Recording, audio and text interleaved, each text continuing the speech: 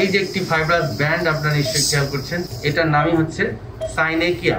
এখন অপারেশন করে এই সাইনেকিয়াটা রিলিজ করব। এখানে যে এন্ডোস্কোপ সিস্টেমটি ব্যবহার করছি, এখানে কিন্তু ফুল এইচডি ক্যামেরা, যেখানে আমরা নাকের ভিতরের প্রত্যেকটা চিত্রই কিন্তু আমরা দেখতে পাবো। চিকিৎসা এবং অপচিকিৎসা এই দুটি বিষয় আসলে খুবই গুরুত্বপূর্ণ। বিষয়টি হচ্ছে কি, আপনি কি চিকিৎসা নিয়েছেন নাকি অপচিকিৎসা নিয়েছেন। যদি আপনি সুচিকিৎসা গ্রহণ করেন তাহলে আপনি ভালো হয়ে যাবেন, আর যদি আপনি অপচিকিৎসা নিয়ে থাকেন তাহলে আপনার সেই রোগটি ভালো তো হবেই না, বরং আপনি আরো খারাপ অবস্থার দিকে চলে যাবেন। আপনার জীবনে নেমে আসবে অনেক বেশি দুর্যোগ, অনেক বেশি দুর্বিষহ জীবন আপনাকে বইতে হবে। ঠিক তেমনি আজকে একটি দুর্বিষহ জীবনের গল্প আমি আপনাদেরকে শোনাবো। আর সেই গল্পটি হচ্ছে মোহাম্মদ সোহেল রানা, যিনি আমার কাছে এসেছিলেন। তার গ্রামের বাড়ি হচ্ছে সিরাজগঞ্জ। বেশ কিছুদিন আগেই তিনি আমার চেম্বারে আসেন, এসে তার কষ্টের কথাগুলো আমার সঙ্গে শেয়ার করেন।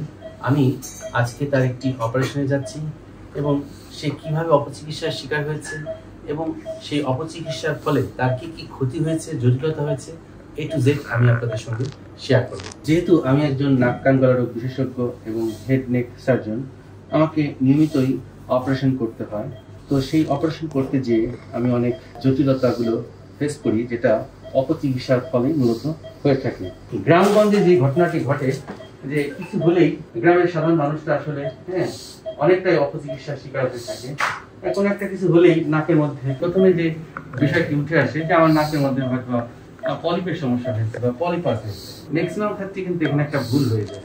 মূলত পলিপ এক জিনিস, আর একটা হচ্ছে নাকের মাংস বৃদ্ধি। অর্থাৎ একটু আয়নার সামনে দাঁড়ালে, নাকটাকে একটু ফাঁক করে দেখলে মাংসপিণ্ডগুলো যখন খোলা দেখা যায়, ওইটা দেখে কিন্তু ম্যাক্সিমাম ক্ষেত্রে মানুষজন ভয় পেয়ে যায় এবং এই জিনিসটিকে তখন সবাই বলে থাকে এটা পলিপের সমস্যা, এখন পলিপের চিকিৎসা করতে হবে।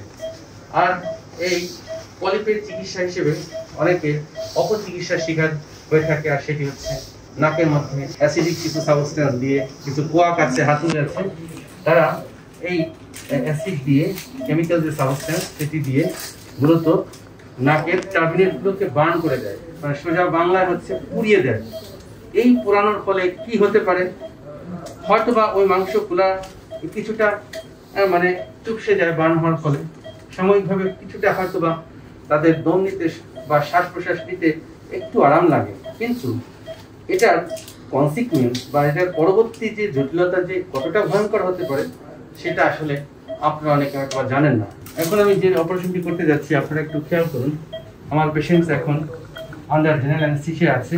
মনিটরে তার নাকের অবস্থাটা একটু দেখানোর চেষ্টা করছি, কি ভয়ঙ্কর অবস্থা। খেয়াল করুন, তার অ্যাসিড দিয়ে তাকেও পলিপের চিকিৎসা করা হয়েছিল। এর ফলে তার নাকের পার্টিশন একটার সাথে আর একটা লেগে গিয়েছে, যেই কন্ডিশনটিকে বলা হয় সাইনেকিয়া।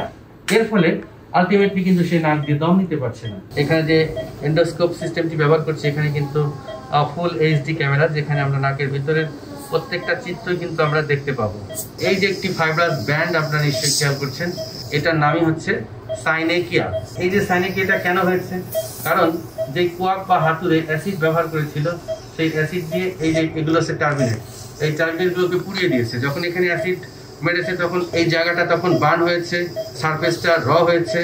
এই র সারফেস একটার সাথে আর একটা লেগে যে সাইনেকিয়া ডেভেলপ করেছে। এই সাইনেকিয়াটা আমরা এখন অপারেশন করে ঠিক করে দিতে চাই, অর্থাৎ রিলিজ অফ সাইনেকিয়া। তাহলে নিশ্চয়ই আপনারা বুঝতে পারছেন যে বাস্তবে আসলে অপচিকিৎসার ফলে তার কি ক্ষতিটা হয়ে গেল। অর্থাৎ সে ভালো করতে গিয়ে খারাপের মধ্যে পড়ে গেল। শুধু তাই না, জটিলতা তৈরি হলো, এখন তাকে আবার নতুন করে অপারেশনে আসতেই হলো।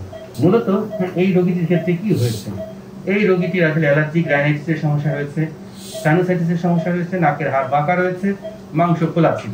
এই মাংস খোলাটাকে একটু চাপিয়েছে এই অ্যাসিড দিয়ে, কিন্তু আলটিমেটলি তো সমাধান হলো না। তার সমস্যা তো সমস্যা ছিলই, উল্টানো জটিলতা তৈরি হলো। মূলত আজকে আমরা যে প্ল্যান করেছি, রোগীটির সাইনোসাইটিস ডেভেলপ করেছে, রাইনোসাইনোসাইটিস, যে কারণে আমরা তার এন্ডোস্কোপিক সাইনাস সার্জারি করব। পাশাপাশি তার নাকের হাড় যতটুকু বাঁকা রয়েছে সেটাকে আমরা সোজা করব। তার যে সাইনেকিয়াটা তৈরি হয়ে গেল নতুন করে এই অপচিকিৎসার ফলে, সেই সাইনেকিয়াটাকে আমরা রিলিজ করব এবং টার্মিনোপ্লাস্টি করে দেব। এই কাজগুলো যখন আমরা করব, এই রোগীটি সম্পূর্ণ ভালো হয়ে যাবে। অতএব আসুন আমরা সচেতন হই, আমরা আধুনিক চিকিৎসা গ্রহণ করি, বিশেষায়িত চিকিৎসা গ্রহণ করি, তাহলেই আমরা উপভোগ করতে পারবো আমাদের এই সুন্দর জীবনটিকে। Thank you very much for watching this video.